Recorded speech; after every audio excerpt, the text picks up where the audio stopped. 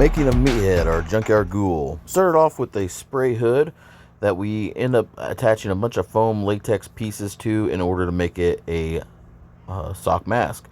You can see some of the paints there I used. We applied the different pieces with some latex, and then we pretty much went to town covering it with some Prozade for flexibility, and then a lot of different mask paints. And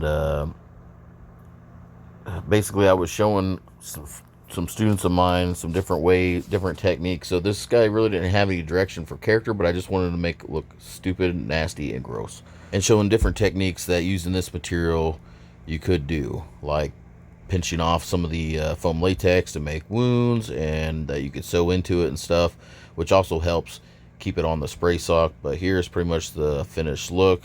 I used some of the ugliest colors I could even find just to as demonstration so they could see what it would look like. But I didn't know this guy would be what he became for our haunt this year until we seen him in full costume. So this is Meathead. This piece I made as a demonstration to show people how to do this process through unknown origin effects. And some of the coloration might be kind of questionable, you know, with like the vibrancy here versus more of the natural skin tone. But I was showing people how you could take the craziest colors or the just not ideal to work together and stuff and still make a usable piece. Now, as explained before, this is foam latex. So like in Star Trek characters, foam latex is a very still heavily used prosthetic piece that they use to make movable faces, like what you'd see off Face Off. And that's basically taking that and putting it into a sock mask form to make it a little more lifelike than a latex face. It breathes better and all that kind of stuff, but less about that. This is Meathead. We wanted to expand on our junkyard theme for this year, and what better than like a weird zombie ghoul that looks pieced and thrown together, which I really like that vibe. So this was the mask, as I already showed in some pictures prior to. And like the mask, I wanted the outfit to feel that way. So my son's friend who wore it, I had made a costume for like a zombie Bebop from Ninja Turtles. And it's weird that unlike acrylic, latex paint, you know, it flexes. Acrylic likes to peel off. But when it comes to leather, which it seems to really absorb into better, it doesn't. So you can actually tan or color real leather with acrylic paints. And that's what I did here.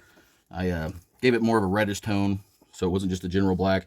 Gave it some cool buttons, some eclectic stuff. Hung some different things like fake grenades and shotgun shells off it and stuff. And the big feature was the shoulder pads that I had casted out of a turtle shell helmet that I sculpted. And then I cut it down to fit on the shoulder and then laced it together. So this was a cool overall look for the junkyard character that we did, Meathead. And then we were thinking pants. Well, we wanted something kind of grungy and whatever. Maybe had a few wounds on it. Well, what better than like a zombie thing?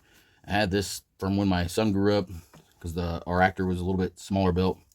And it's just one of those cheap zombie outfits. We just used the pants of it. I had the wound already.